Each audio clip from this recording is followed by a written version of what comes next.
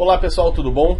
Aqui é o Dr. André Lopes, eu sou PhD em Ciências do Movimento Humano e hoje eu vou conversar um pouquinho com vocês sobre a análise de um artigo científico. Então eu escolhi um artigo na literatura para poder discutir algumas coisas com vocês e a gente poder fazer uma breve análise de como se faz uma leitura de um artigo de maneira mais crítica para que não possamos cair em certas armadilhas da literatura que eu vou mostrar para vocês. Então nós temos o nosso canal do YouTube, o Profitbox Canal, temos também o meu perfil no Instagram, que é o @AndreGin23, e curtam a minha página no Facebook, Dr. André Lopes. Então o artigo que eu escolhi para a gente conversar é um artigo publicado em 2013, e esse artigo ele trata de um assunto bem interessante que tem sido bem discutido na literatura e também discutido nas redes sociais e dentro das faculdades de educação física e treinamento aí pelo Brasil afora.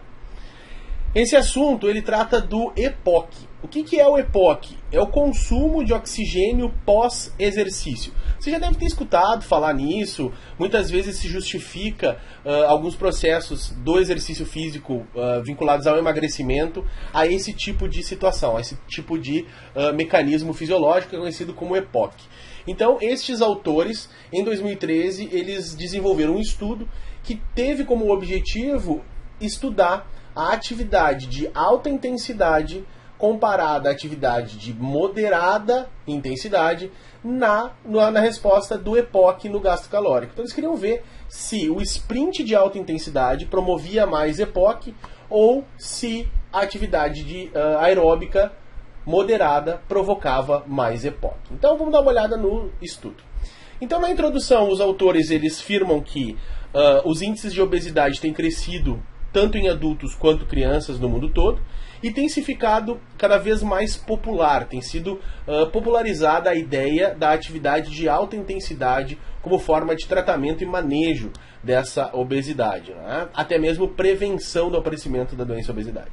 A justificativa dos autores, então, é que o EPOC, o consumo de oxigênio pós-exercício, promove um maior gasto energético, o que ajuda na prevenção e tratamento da obesidade. Então, eles queriam comparar a atividade de alta intensidade com a atividade de intensidade moderada.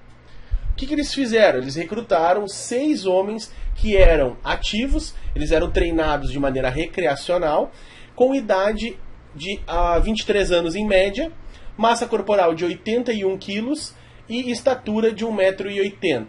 Todos os 6 fizeram o questionário para análise de risco cardiovascular e também assinaram o termo de consentimento livre esclarecido, que é uma exigência ética.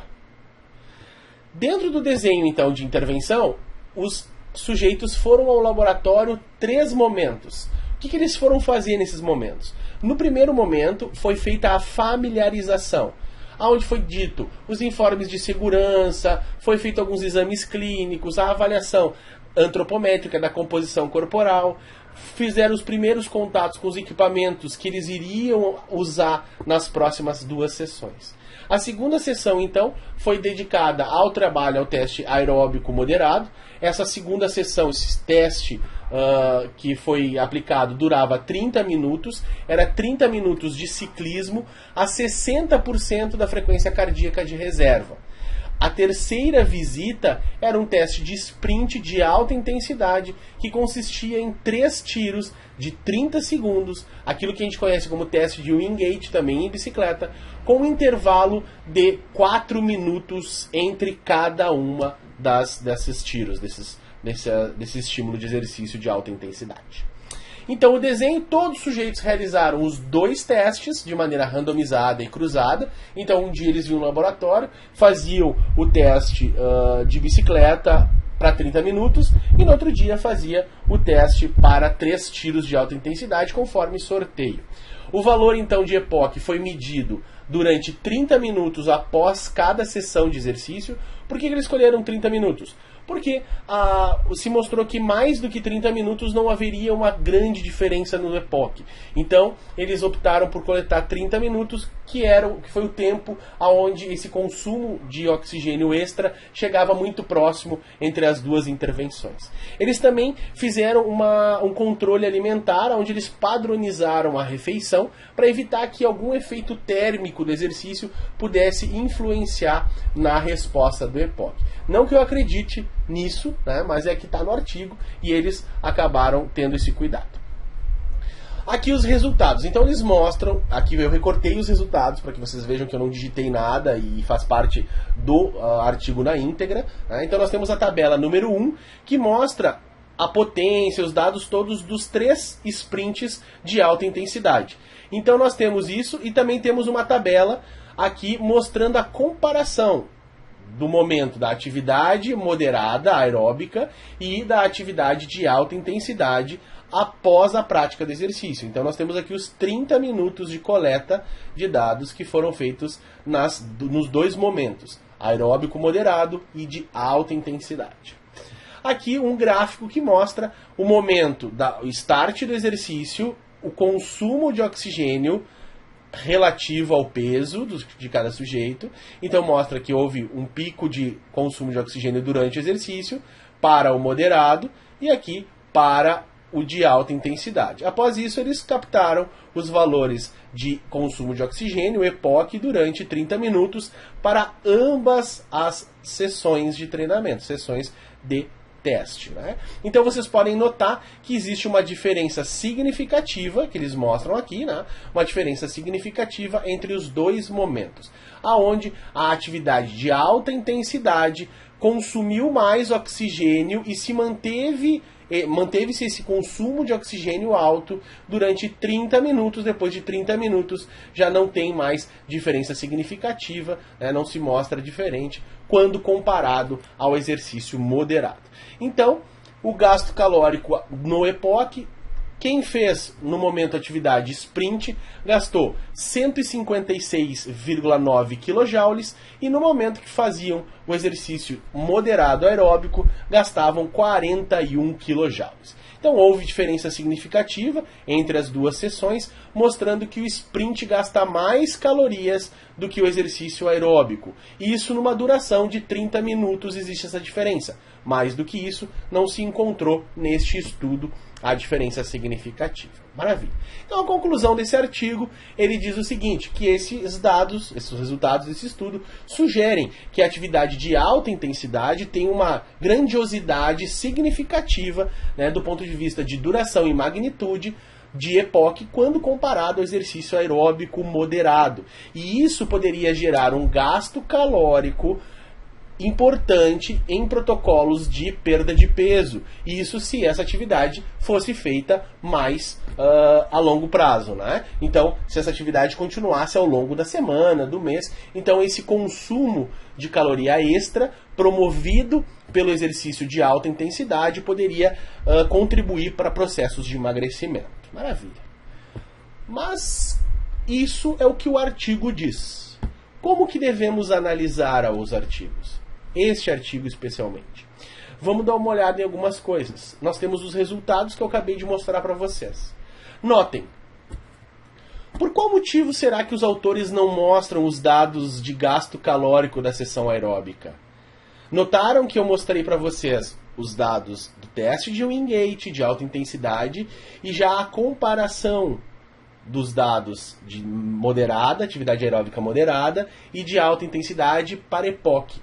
No artigo não aparecem os dados da sessão de realização de atividade dos 30 minutos. Sabe por que não aparece? Porque provavelmente, dentre 30 minutos de atividade aeróbica moderada, o gasto calórico da sessão foi maior do que o gasto calórico da sessão de 3 sprints.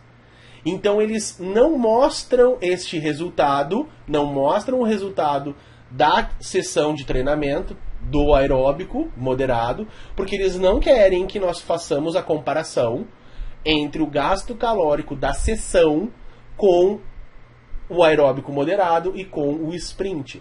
Eles mostram só aquilo que interessa para eles, que é o EPOC das duas situações. Então nós temos aqui o gráfico do EPOC, onde que eles mostram, que eles tentam mostrar para nós que existe realmente uma diferença significativa. E isso é verdade, existe uma diferença significativa. Aonde o sprint gastou 156,9 kJ e o aeróbico moderado 41 kJ. Durante 30 minutos. Está aqui, está sendo mostrado no gráfico. Maravilha. Só que quando a gente converte quilojoules para calorias, nós descobrimos que este aumento significativo do consumo de oxigênio e, por consequência, gasto calórico, equivale a 37,5 quilocalorias. E que o exercício aeróbico, 9,7 quilocalorias. Durante esses 30 minutos. Depois fica igual. Volta a não ter diferença significativa ou diferença alguma nos dois modelos. Aí eu pergunto para vocês, qual é a diferença entre esses dois? 27,8 calorias. Então, eles justificam que existe uma diferença significativa. Sem dúvida nenhuma isso existe. A matemática prova isso. Mas será que esta diferença significativa faz diferença no paciente? Faria diferença na vida da pessoa e no processo de emagrecimento 27,8 calorias? Bom, isso é uma pergunta que fica aberta. Eu reconstruí uma possível discussão mais justa, né? Uma conclusão um pouco mais justa para esse artigo, aonde eles deveriam mostrar os dados da sessão de exercício aeróbico e o gasto calórico, e isso é importantíssimo para que a gente possa tomar alguma decisão. E eles mostram 156,9 para o sprint e 41 kJ para o aeróbico, mas não mostram que essa diferença é de 27,8 kcal. Então, deveria ser mostrada essa diferença em calorias, na prática, naquilo que diferencia. A diferença é significativa entre as sessões, mas eles deveriam colocar que, do ponto de vista prático, isso não faz diferença alguma no processo de emagrecimento. Ou é um processo muito frágil, uma justificativa muito frágil, para que nós possamos sustentar a ideia de que exista possível diferença entre a realização de exercício de alta intensidade e intensidade moderada. Além disso, o EPOC durou 30 minutos. E isso não explica a boa necessidade de se fazer exercício de alta intensidade quando comparado ao moderado. Eles deveriam ser justos e dizer que o ideal para o emagrecimento é consumir menos calorias e aumentar o gasto total de energia independente da intensidade da atividade realizada. É dessa forma que deveria ter sido feita a conclusão, mostrando todos os lados da verdade científica, não escondendo coisas ou não colocando à mostra do leitor possibilidade de justificar e interpretar melhor os dados. Me espanta os revisores terem aceitado este artigo para publicação sem ter pedido os dados de sessão de treinamento, sem ter calculado a real diferença entre o sprint e o aeróbico.